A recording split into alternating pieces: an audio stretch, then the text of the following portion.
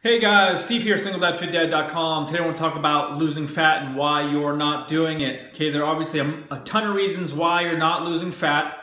Okay, and I'm not talking about just the generic stuff, you're not working out, you're eating like shit. Okay, I'm talking about 3 reasons that you may not be aware of that may be really holding you back from dropping those LBs. Okay, so the first one is you're not tracking your foods. Okay, you have to know what's going into your body if you're going to lose fat effectively. It's not going to work any other way. You cannot guess, okay? To lose fat or weight, you have to be in a calorie deficit, okay? But the thing is, you can't be in too great a deficit because that can end up slowing down your metabolism and making things worse. So the idea is to figure out how many calories your body needs to sustain itself, maintain its weight, and then reduce that by a certain percentage, typically anywhere between 15 and 25%, okay? Start tracking your food. Secondly, stress.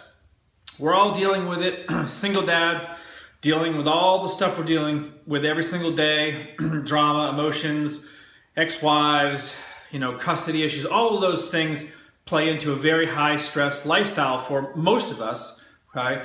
And the thing just to understand there is if you don't keep it in check or start getting it in check, it's going to really sabotage your efforts because it's going to basically increase the level of a hormone called cortisol in your body, which is it's catabolic, it breaks down muscle tissue, but also tells your body to hold on to fat, so it makes it more difficult to lose that. So, the key here is find ways to manage your stress, reduce it, do what you gotta do, but it's really, really important.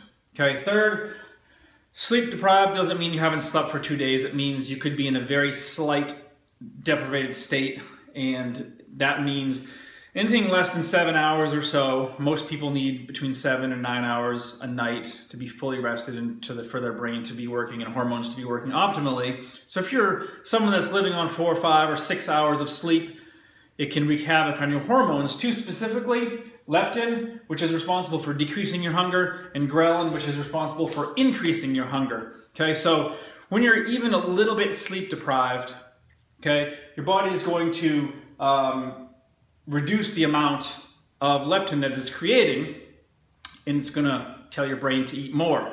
And on the flip side, it's going to increase the ghrelin a little bit more when you're sleep deprived, and it's going to tell you to eat more. So those things are going to be working against you.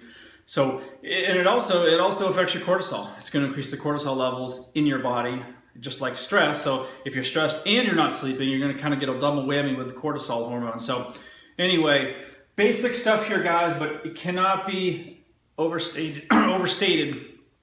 Take a look at these 3 things and get them in check as soon as possible. We'll talk to you soon.